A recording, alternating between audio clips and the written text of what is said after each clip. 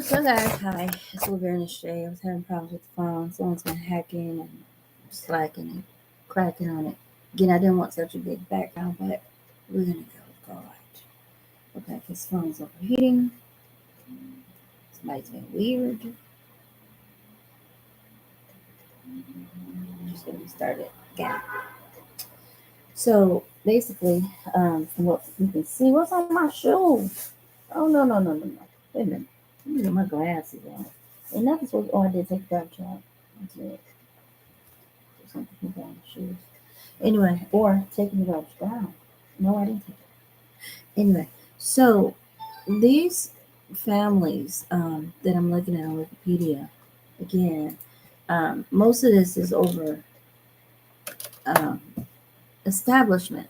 Like these people, I'm not gonna say they're new to the country, but they're talking about Confederate and so this is Olivia Michelle, guys. Thank you for joining me again. I was having technical problems with my regular phone while I was talking about history and the feuds that are infamous and famous that they're recorded in Wikipedia. The Hatfields and the McCoys, the Early and the Hasleys. Most of this is about confederations and unions and people that believe in freedom and people that believe in humbug. We still in and we're going to keep it up. Leave us alone. So Lee and Peacock, I think, is where I was. Nope. Sutton and Taylor. Then it says how John Wesley Hardin joins the feud and how that didn't go very well and how it really jumped up when Jim and his cousin Billy gunned down William Sutton and a friend. And then Gabriel Slaughter, as they waited on a steamboat in Indiana, Texas, joined. Tired of the feud, Sutton had been planning to leave the area for good. In retaliation, the Sutton faction caught and lynched 3 of Taylor's groups in June of 1874. After this, the fighting continued, though with such less frequency. Jim Taylor was killed in 1875.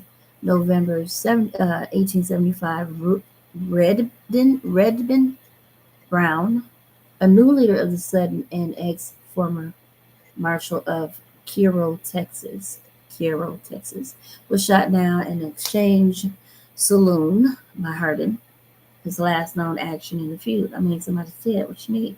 October of 1876, another outbreak of violence, and Texas Ranger Captain Jesse Lee Hall led a force into Cairo, Texas to break up the feud for good. By January 1877, he and his supporting troop had to put an end to the conflict. Oh, but then slow down. Ramsey Tuggle. This is another feud.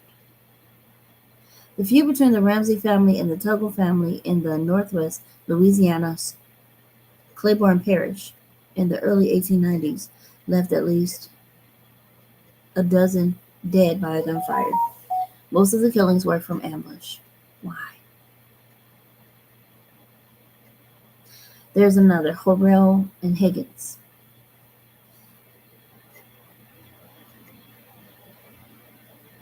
The Horrell and Higgins families had both settled in the Lampasas County, Texas area several years before the American Civil War.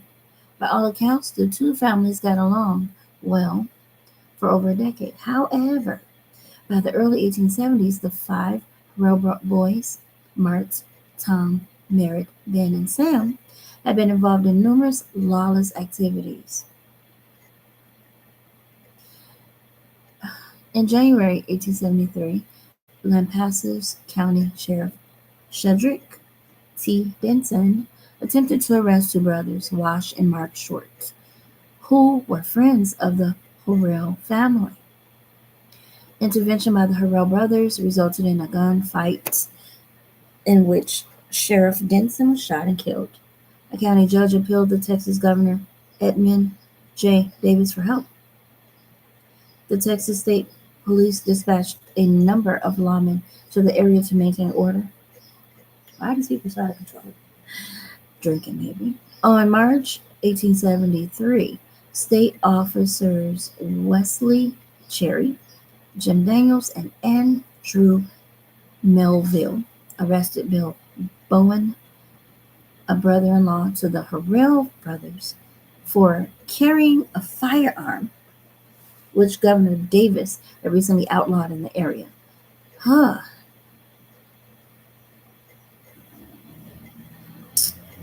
They went to the saloon with Bowen in tow.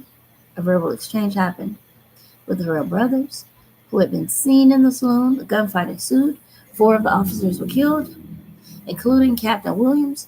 Williams had managed to shoot and badly wound Mart Horrell and his brother Tom Horrell, who was also among the wounded. Following the gunfight, more state troopers or police were sent to the county. Mart Horrell and the 3 friends were arrested and taken to Georgetown, Texas jail. However, a large crowd of Horrell's family and friends broke into the jail and freed them.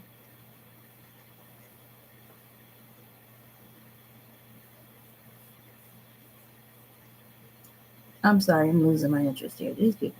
The brothers fled to Lincoln County, New Mexico, where later that same year, Ben Horrell was himself killed after he murdered a local law.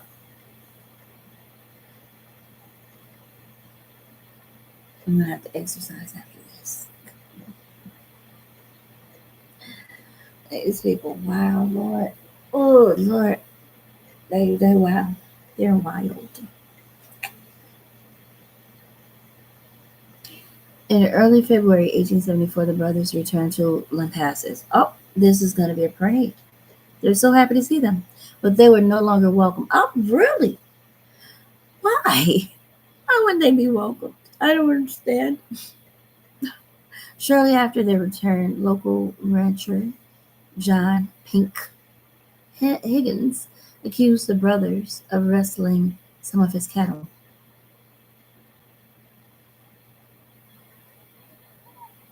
Hi, kitty. He accused them of rustling his cattle. Yeah. The brothers were arrested but were quickly acquitted. Although things were tense between the 2 families, no actions were taken by either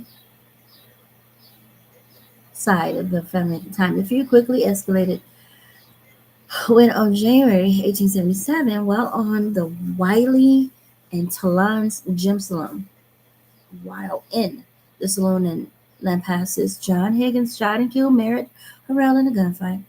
The 3 remaining Horrell brothers, vowed revenge. On March 26, 1877, Tom and Mark Horrell were shot and wounded in an ambush, but both survived. John Higgins and Bob Mitchell were arrested in the action, but later acquitted. What was this fight about? What? What was the fight about? Numerous lawless activities, stealing cattle, accusing people of things, right? Getting into the saloon, drinking, having gunfights, right? Just goofy, reckless. What happened to these kids? Jesus. Okay, so the shootout at the town square. Lord Higgins rode, accompanied his brother-in-law, Bob Mitchell's brother Frank, a friend Bill Wren, and another brother-in-law, Ben Terry. The Horrell brothers, and several friends were already in tow, gathered at the town square. It is unknown who fired first. These people with these guns. But it is believed that someone within the Horrell faction opened fire on the Higgins group when the gunfight ended. Bill had been wounded.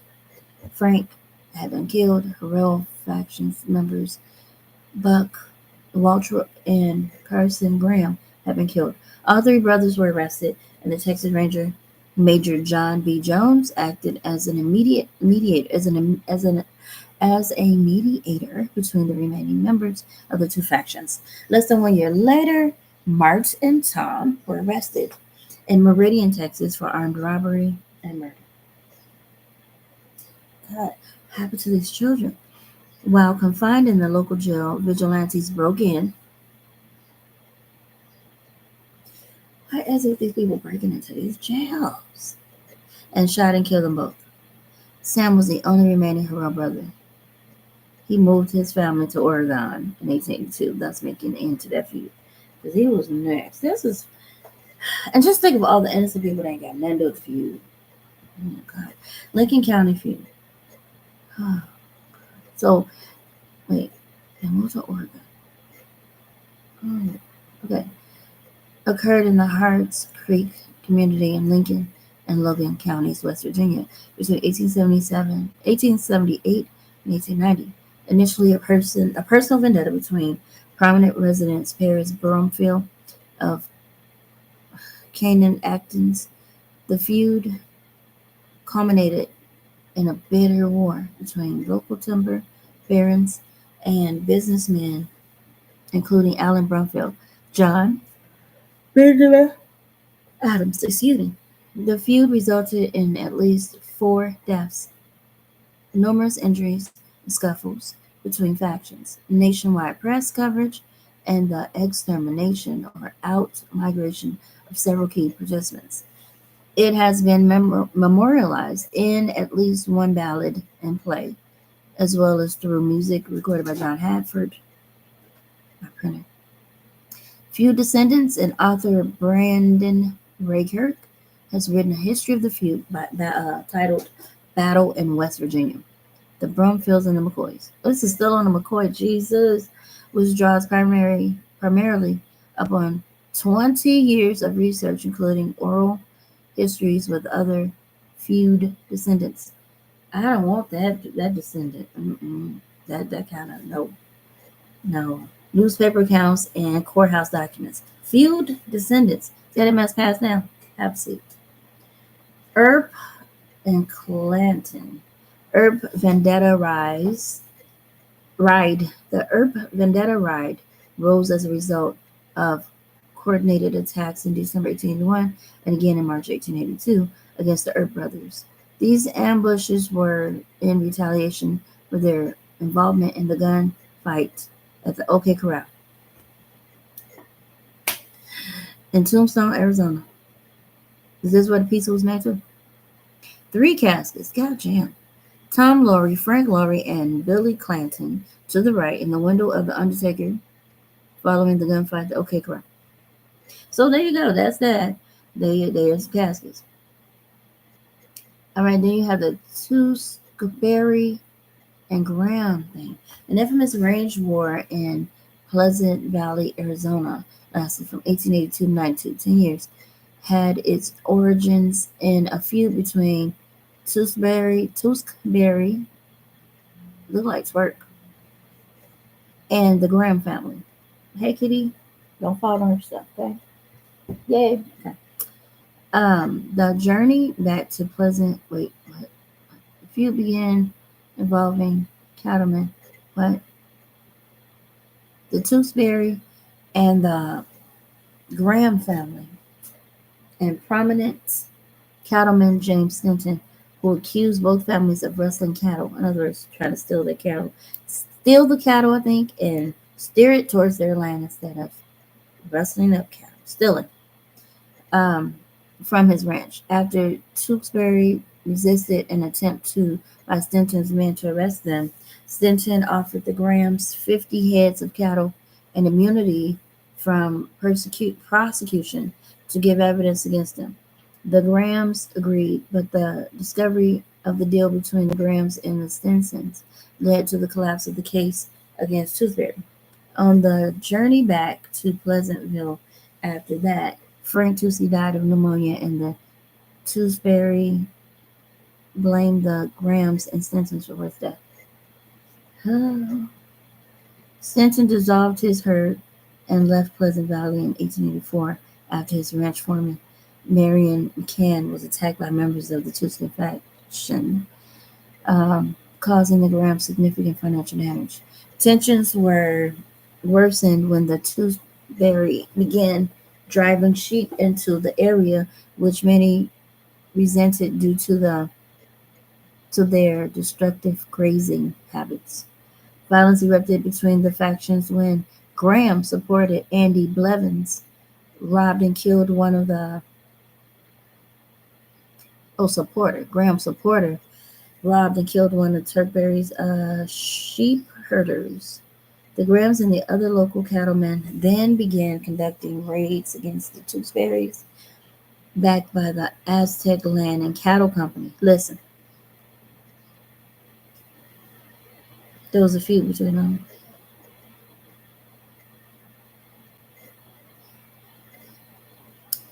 The Brooks and the McFarlands. A family feud taking place between 1896 and 1902, centered in the Creek Nation of the old Indian Territory, now Oklahoma. See, it was Creek Nation of the old Indian Territory, now Oklahoma. Mm-hmm. It began with the death of Thomas Brooks on August in 1986. Brooks was killed during a botched holdup, which was to originally include some members of the McFarland family and its execution. Right? The Brooks family blamed the McFarland family for the death, and there followed a series of confrontations between the two clans that culminated in the historic shootout at Spokane, now Dustin, Oklahoma, on September 1902. During the gunfight, family patriarch Willis Brooks and his son Clifton were killed, as well as McFarland's family associate George Riddle. John Brooks, brother of Clifton, lay seriously wounded. Survivors John and Joe, Alonzo Riddle, George's brother, and the wounded John Brooks were arrested pending murder charges, through all their quickly released on bail. Although they were all quickly released. The feud ended October 1902 when Jim McFarland was ambushed and killed near his home. Wow. Possibly at the hands of Sam Baker, a Brooks ally. Now, what would they find over here? What? A botch holdup. Originally included some members of the McFarland family in his execution. The Brooks family blamed the McFarlands for the death. What? Probably over land. The Brooks left the area after recuperating from his wounds. Remaining Brooks brothers Henry left the area soon after, serving time for a subsequent arrest for horse theft. He died violently in a shootout in with Alabama law enforcement. In 1911, Sam Baker was killed by the son of an irate shopkeeper he had previously confronted, and Willis Brooks' widow and family matriarch, old Jenny Brooks, died in 1924 at the age of 98, and is said to have been proud that all of her sons had died like men, with their boots on. Members of the McFarland faction were acquitted of any wrongdoing. Everybody's been acquitted. Sharon. Reese and Townsend. Now, that's my last name. Hold on now. Wait a minute. Ooh. Reese Townsend conflict, also called the Colorado County feud. It was a politically motivated feud which took place in the closing days of the Old West.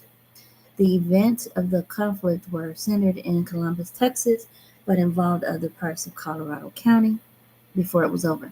The feud ran from 1896 to 1907. The feud resulted from a local political race that placed incumbent Sheriff Sam Reese against the former deputy Larkin Hope. Who cares? Former U.S. Senator Mark Townsend was a power broker, who had been the deciding factor for several past contests for sheriff. He had pulled his support away from Reese.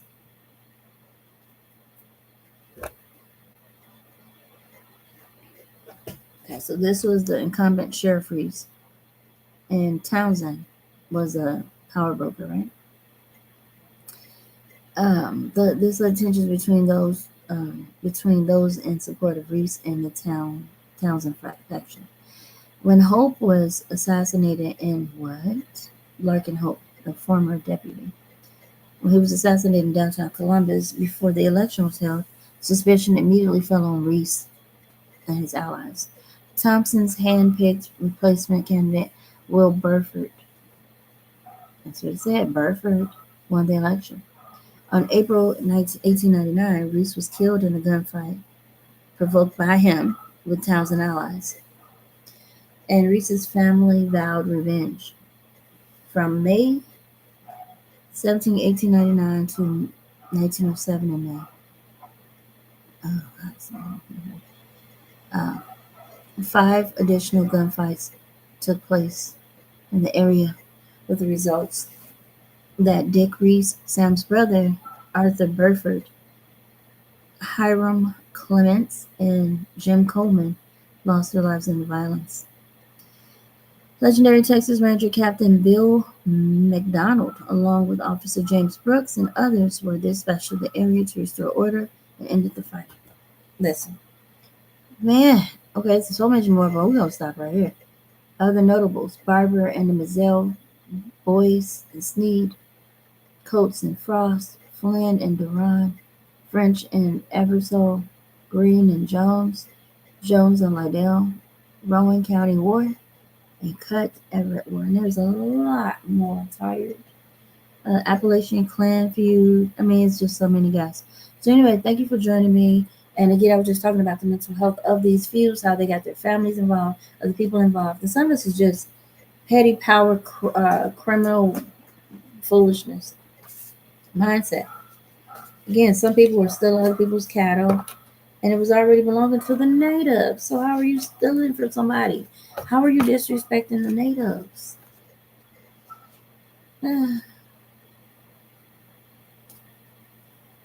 These are illegal, and these crime guys, all these sheriffs and things, are getting shot with their brothers and things, trying to stop these demons from other places, coming over here setting up shop on other people's stuff, and getting caught and shot up. Where are the natives? I'm tired. My eyes are going back. I guess somebody wants me to shut up because when it's all settled in these days and times, guys, because we're just coming out of the 1900s, maybe 24 years ago, 25 years ago, almost. And wait, what I say? We're just coming out of the 1900s, 25 years ago. Wow. And this stuff's still going on. These feuds, these people fighting over stuff that ain't even theirs. This is stupid. Okay, guys, thank you for joining me. And until next time, we'll gather myself and figure this out because this ain't making sense to me. Take care, love yourself and each other. Bye for now.